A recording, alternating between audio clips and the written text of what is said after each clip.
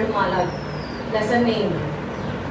सबसे पहले है भाषा की सबसे छोटी इकाई को वर्ण कहते हैं। वर्ण को ही हम अक्षर कहते हैं, अक्षर को ही वर्ण कहते हैं। जो आ से ज्ञा तक आप पढ़ते हैं, ठीक, उसे हम वर्ण की पहचान बताते हैं।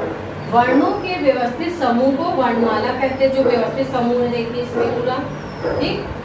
नेक्स्ट देखिए, संस्कृत वर्णमाला में दो प्रकार के वर्ण होते हैं। पहला है आपका स्वर, दूसरा है आपका व्यंजन। तो संस्कृत में स्वर कितने होते हैं? 13 होते हैं, जिसका नाम भी दिया गया है, उसकी पहचान भी सामने आपके है। देखिएगा, पहला है ह्रस्व स्वर, इसमें छोटा, छोटी, छोटा ऊ, दीर्घ, ली, ये 5 है। संख्या में कितने हैं? 5। दीर्घ स्वर में देखिए आ, ई, उ, ली, 4 है। संयुक्त स्वर में देखिए ए, ओ, औ, इसकी भी संख्या क्या है? 4 है।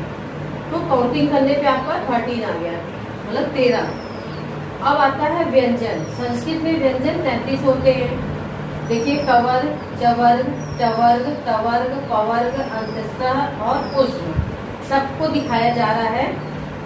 कवर्ग में देखिए 5 हैं, काका वाघा अंगा। चवर्ग में 5 हैं, चसा जझा इया। टवर्ग में 5 हैं, ट, ठ, ड, ढ, अणा। फिर है देखिएगा, तवर्ग में त, थ, द, ध, द, 5। पवर्ग में 5 हैं, प, फ, ब, भ, म, 5। अंतस्थ व्यंजन में य, र, ल, व, 4। और पुष्प व्यंजन में श, स, सा, हा, ये 4। कुल मिलाकर काउंट करने पे 33 है। कवर्ग से पवर्ग तक के वर्णों को स्पर्श व्यंजन कहते हैं। प्रश्न बनता है कि स्पर्श व्यंजन किसे कहते हैं? तो आपका आंसर बनेगा कवर्ग से पवर्ग तक। का से पा तक जो आप व्यंजन पढ़ते हैं उसका पूरा ज्ञान कराएंगे, तो ये किसका ज्ञान कराएगा? स्पर्श व्यंजन का। नेक्स्ट देखिए, स्वरों का उच्चारण स्वतंत्र रूप से होता है। इसमें किसी अन्य वर्ण की सहायता नहीं लेनी पड़ती है, किंतु व्यंजनों का उच्चारण करने के लिए स्वरों की सहायता लेनी पड़ती है। देखिएगा, ये का जो है इसके नीचे हलन का प्रयोग किया गया है, इसे आधा का माना जाएगा, जमा आ। जब हम क बोल रहे हैं तो आ का उच्चारण हो रहा है, तो दोनों के मिलने से का पूर्ण रूप से ज्ञान हो गया। ठीक है, तो यहाँ पे हल का प्रयोग, हलन का प्रयोग नहीं किया जाएगा जब पूर्ण रूप से हो जाएगा। नेक्स्ट देखिए, का है जमा आ, मतलब दीर्घ स्वर है। ठीक, अब इसको दीर्घ स्वर होने के कारण इसमें आ का ज्ञान करा दिया गया, का। ठीक, इस तरह से हमने स्वर की सहायता व्यंजन में दिया है। नेक्स्ट देखिए, जब व्यंजन में स्वर जुड़ जाते हैं, हमने आपको अभी इसमें बताया था, जब व्यंजन में स्वर जुड़ जाता है तो हलन चिन्ह का लोप हो जाता है। लोप में हटा दिया जाता है। जैसे देखिए यहाँ पे आधा का है, क्यों है? क्योंकि हम जब उच्चारण कर रहे हैं तो आ का ज्ञान हो रहा है, तो जब हम इसका दोनों का मेल कर दे रहे हैं तो पूर्ण रूप से ये का बन जा रहा है व्यंजन। ठीक है, तो यहाँ पे हलन का लोप हो गया है। ओके, अब देखिए, स्वर तथा व्यंजन के अतिरिक्त संस्कृत भाषा में 2 और ध्वनियों का प्रयोग होता है। वो ध्वनि क्या है आपके? अनुस्वार और विसर्ग। देखिए शब्द हमने लिखा है उदाहरण के लिए, संस्कृतम, आप संयोग, बहुत सारे शब्द आते हैं जो अंक की मात्रा का ज्ञान यहाँ पे करा रहा है। विसर्ग में देखिए 2 पॉइंट दिखाया जा रहा है, डॉट ऐसे और ब्रैकेट में है, ये छात्रा हमने शब्द लिख दिया, छात्रा विसर्ग लग गया। नेक्स्ट देखिए, री स्वर का प्रयोग वैदिक संस्कृत में किया जाता है। क्वेश्चन बन सकता है कि री स्वर का प्रयोग किस विषय में किया जाता है, तो आप बताएंगे संस्कृत विषय। नेक्स्ट देखिए, अंतःस्थ व्यंजन क्या है? जिन वर्णों का उच्चारण करते समय वायु को थोड़ा रोककर कम शक्ति के साथ बाहर निकाला जाता है, उन्हें अंतःस्थ व्यंजन कहते हैं। जैसे देखिए य, र, ल, व, मतलब क्या हो रहा है इसमें? समय जब उच्चारण कर रहा है तो वायु क्या हो रही है? कम निकल रही है, ज्यादा प्रेशर नहीं पड़ रहा, ज्यादा शक्ति का प्रयोग नहीं करना पड़ रहा है।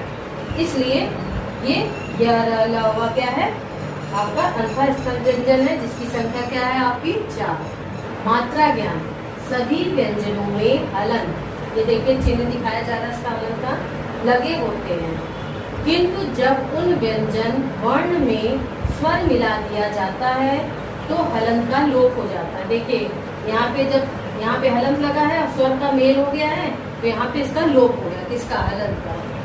एग्जाम्पल देखिए, यथा का जमा आ पूर्ण रूप से बन गया का। जब स्वर की हमने सहायता ली तो यहाँ पे हलन का लोप हो गया, हटा दिया गया। का जमा आ, ठीक, तो हमने यहाँ पे पूर्ण रूप से का लिख दिया, का मात्रा लग गई है। इस कारण से जब हमने इसका स्वर का इसमें भी प्रयोग दिया तो क्या बन गया, का।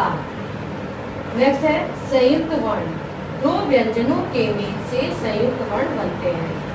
देखिए का और श, षटकोण वाला श है, ये दोनों के प्रयोग से क्या बन गया, श, छतरी वाला छानो जो बोलते हैं वो, ठीक।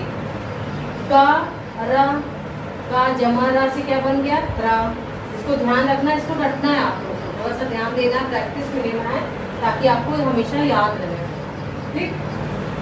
जा जमा रा क्या बन गया, श जमा रा क्या बन गया, श्र। उच्चारण करने पे थोड़ा सा एहसास भी होता है किस तरह का व्यंजन इनके मेल से बन रहा है। इनके मेल से, दो व्यंजनों के मेल से, देखिए ये दो व्यंजन है, ठीक है, इन दोनों के मेल से क्या बन गया, इन दोनों के मेल से श्र बन गया, इन दो व्यंजनों के मेल से च प्र बन गया। संयुक्त व्यंजन की परिभाषा, सभी बच्चे ध्यान से देखिएगा।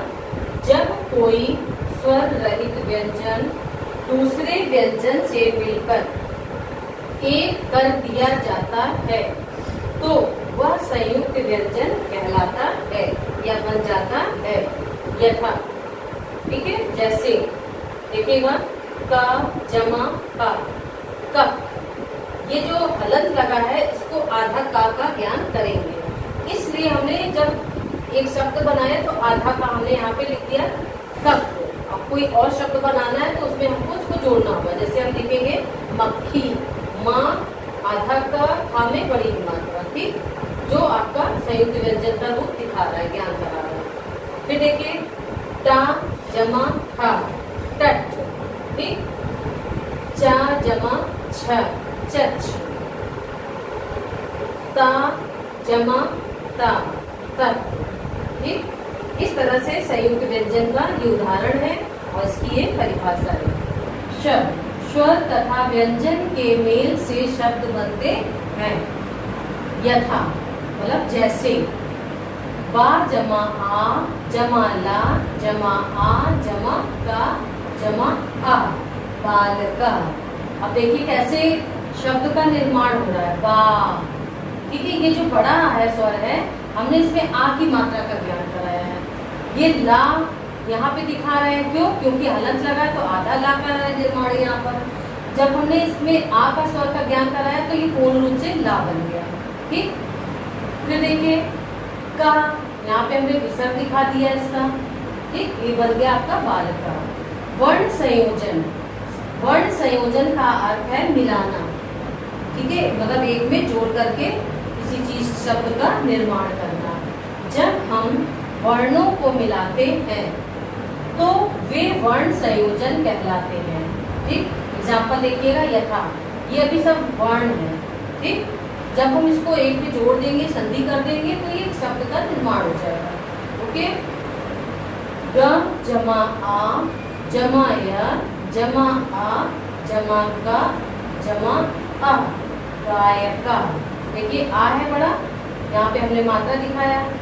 या आ है तो हमने या दिखा दिया पूर्ण रूप से, क्यों, क्योंकि स्वर है, ये अभी आधा माना जा रहा है। फिर का आह है तो हमने आह को ना दिखा करके यहाँ पे इसका विसर्ग दिखाया है कि जब हम गायका गायका आ रहा है ना तो आ नहीं दिखाएंगे, हम विसर्ग दिखा देंगे, ठीक। तो इस तरह से ये वर्णों के संयोजन से शब्द का निर्माण हो गया। अब देखिए रोटी का ये शब्द है जिसका वर्ण इस तरह से अलग अलग है। र जमा ओ जमा ट जमा ई जमा का जमा आ, फिर देखिएगा रो टी छोटी का, ठीक। ये मात्रा यहाँ पे दिखा दी गई है। ओके, वर्ण विन्यास की परिभाषा देखिएगा। वर्ण विन्यास किसे कहते हैं? यहाँ पे मेल बताया गया था कि मिलना है, अब यहाँ पे शब्दों से वर्णों को अलग करना है, ठीक। इसका परिभाषा देखिएगा। विन्यास का अर्थ है अलग करना या अलग अलग वर्णों को करना। जब वर्णों को अलग अलग किया जाता है तब वह वर्ण विन्यास या वर्ण विच्छेद कहलाता है, ठीक। एग्जाम्पल देखिएगा, यथा कमलम, हमने शब्द लिखा है क जमा आ जमा म जमा आ जमा ल जमा आ जमा म, ठीक। तो ये आपका वर्ण अलग अलग हो गया, जहाँ पे आपके परिभाषा के द्वारा यहाँ पे बताया गया है।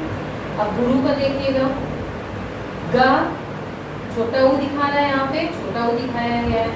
फिर देखिए ग जमा ऊ जमा र जमा उ, गुरु। ये छोटा ऊ की मात्रा का ज्ञान कराया रहा है, तो यहाँ पे इसको कराया गया। एक बार बेटा आप लोग इसको फिर से ध्यान दीजिएगा, इसको हमने समझाया नहीं आपको। क जमा आ, जब हम का बोल रहे हैं तो आ रहा है ना, ठीक। फिर जमा माँ जब हम बोलेंगे तो फिर आ का उच्चारण हो रहा है, आ, ये हमने लिख दिया। फिर जमा, देखिए, फिर ला के बाद फिर आ रहा है, उच्चारण हो रहा है जब आप अभ्यास करेंगे। फिर ये माँ जो बाद में स्वर आ रहा है, तो कमलम बन गया। इस तरह से शब्द का निर्माण हो गया। अब देखिए राजन, इसके वर्ण को अलग करना, सारे को, सबको। ये क्या है? र, र जमा आ, ये देखिए आपकी मात्रा हमने स्वर में इस तरह से दिखाया है, ठीक। जमा ज जमा आ, जब जा का उच्चारण करेंगे तो आ का ज्ञान हो रहा है, ठीक। स्वर हमने दिखा दिया। जमा ना, ठीक। क्या बन जाएगा? राजन। अब देखिए लास्ट में वर्ण विन्यास करने पर अंत में जो स्वर होता है उसी के आधार पर वह शब्द बन जाता है या कहलाता है, जो हमने यहाँ पे दिखाया है आप लोगों को। इसी के आधार पर शब्द का निर्माण